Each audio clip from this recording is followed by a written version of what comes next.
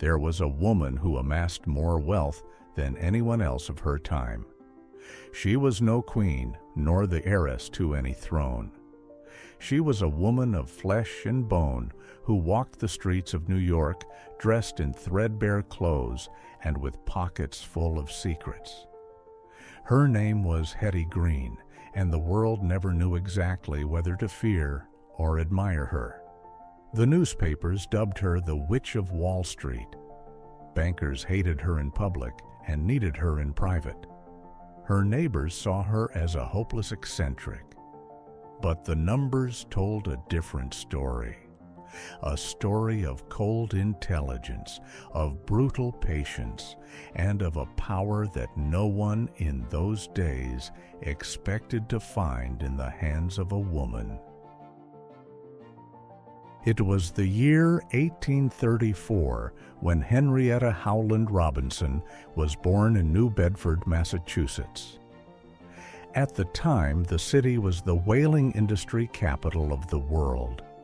Ships would head out into the Atlantic for months and return laden with oil. The streets smelled of salt and money.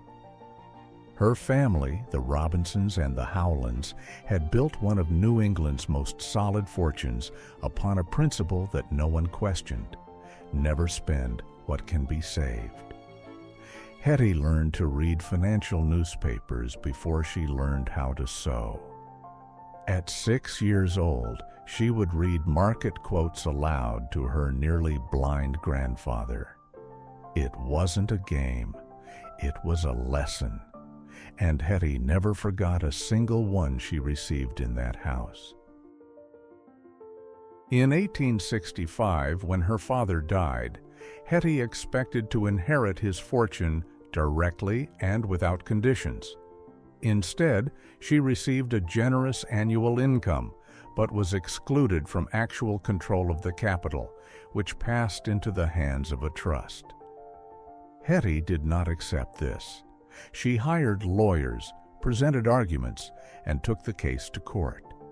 But that same year, her Aunt Sylvia Howland also died, and with her came a second inheritance, this time with even more tangled conditions. Hetty presented a will that supposedly left her her aunt's entire fortune. Rival heirs rejected it. Experts questioned it. And in the parlors of Boston, a rumor began to circulate that would haunt her for decades: that the document was a forgery. The Sylvia Howland will case became one of the most talked about legal scandals in Victorian Boston. Handwriting experts examined the signature and concluded that certain parts of the document had been tampered with. Hetty denied everything with a coldness that bewildered both the court and the press alike. The trial ended without a direct conviction. She was never found guilty of forgery, but she didn't receive what she was claiming either. Her aunt's fortune was divided among multiple heirs, and Hetty emerged from the process nearly empty-handed and with her reputation forever tarnished. For anyone else, that would have been the end. For Hetty, it was only the beginning. She had just enough money to start, and she knew exactly what to do with it. With the capital she finally managed to assemble, Hetty did something that was almost inconceivable in 1865. She entered Wall Street, alone, without a husband to sign for her, without a brother to act as an intermediary. She made her own decisions, negotiated her own contracts, and chose her own investments. She bought federal government bonds when the market rejected them out of fear. She lent money to cities that couldn't find financing at any bank. She invested in railroads, real estate, and public debt with a precision that astonished her contemporaries. While others speculated in search of quick profits, Hetty calculated. Every move was measured. Every risk was evaluated for weeks or months before being executed. It was a way of investing that the business world would not recognize as modern until many decades later. When journalists asked her what her secret was, Hetty always responded with the same disconcerting clarity. Buy cheap, sell dear, be patient, and never pay for what you don't need. There was no mystery. There was no hidden formula. What Hetty had understood was something that Wall Street took generations to accept: that the market makes mistakes, that panic is an opportunity, and that real wealth is not built in moments of euphoria, but in moments of crisis. Every time the market collapsed and investors sold, gripped by fear, Hetty bought. In the panic of 1857, she bought. In the Great Railroad Depression of the 70s, she bought. And each time when calm returned, her assets were worth double. Patience, that was all. But the world does not remember her primarily as a brilliant investor. It remembers her as a miser. The stories that circulated about her daily habits were almost impossible to believe. It was said that she washed only the bottom edges of her clothes to avoid using more soap than necessary. That she ate cold oatmeal because lighting the stove cost coal. That she lived in cheap boarding houses and moved before the landlords recognized her to prevent them from raising the rent. It was even claimed that when she needed to process legal documents, she sought out heated offices so she wouldn't have to pay to heat her own space. Truth or legend, what is certain is that these stories defined her in the public eye, and Hetty never did anything to correct them. Perhaps because she knew that mystery had its own value. But of all the stories circulating about Hetty Green, none damaged her as much as the one involving her own son. Ned was an active and curious boy. One winter in the 1880s, he suffered an accident while sledding.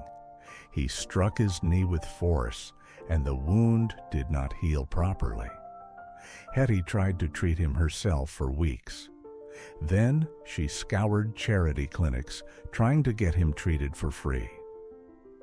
By the time she finally paid for a real doctor, the infection had progressed too far. The leg had to be amputated. The world reproaches her for it to this day. The newspapers turned the story into the ultimate symbol of her supposed monstrosity. But no one ever asked what Hetty felt at night, all alone. What the newspapers didn't report was the other side of Hetty Green, the side that emerged in closed offices and meetings where the press was never invited. In 1907, the United States banking system stood on the brink of total collapse. New York banks began shuttering their doors. Panic spread across the entire country. And behind the scenes, while bank presidents called frantically pleading for liquidity, someone answered. Hetty Green lent millions of dollars to the state of New York to help stabilize the system. The very same men who mocked her clothes in the cafes needed her signature to survive. No one published it on the front page. No one wanted to admit that an eccentric woman had saved Wall Street. To understand what Hetty Green signified in her era, one must remember the era in which she lived. Women could not vote. In most states, they could not sign contracts without a man's permission. The law considered them incapable of managing their own estates. In that world, for more than 4 decades, Hetty directed a financial empire that at the time of her death exceeded $100 million, equivalent to more than $3 billion in today's currency. She did it alone, without guardians, without male representatives, and without asking anyone's permission. She was the clearest possible demonstration that the system excluding women from finance was wrong. And perhaps that, more than her fortune, was what her contemporaries could not forgive. In her final years, Hetty lived between modest hotels and the homes of her children, who by then were wealthy thanks to her money. Ned had married well and led a lifestyle that his mother would never have allowed herself. Her daughter Harriet didn't pinch pennies either. Hetty watched them from afar with a mixture of satisfaction and bewilderment. She continued negotiating, reviewing accounts, and making financial decisions almost until the very end. In 1916, she suffered a series of strokes. It is said that the final one was triggered by a heated argument with a maid over whether skimmed milk was more economical than whole milk. She was 81 years old. That summer, at her son's house in Hoboken, New Jersey, Henrietta Howland Green closed her eyes for the last time. She was the richest woman in the world. Her fortune, divided between her two children, vanished in less than a generation. The wealth that took Hetty a lifetime to build was diluted by decades of luxuries that she herself never allowed. And in that final irony lies, perhaps, the deepest mystery of her entire story. Was Hetty Green a pathological miser, incapable of enjoying what she had? Or was she a woman who understood the power of money better than anyone of her time, and who consciously chose to use it as armor in a world that would not have respected her otherwise? History called her a witch.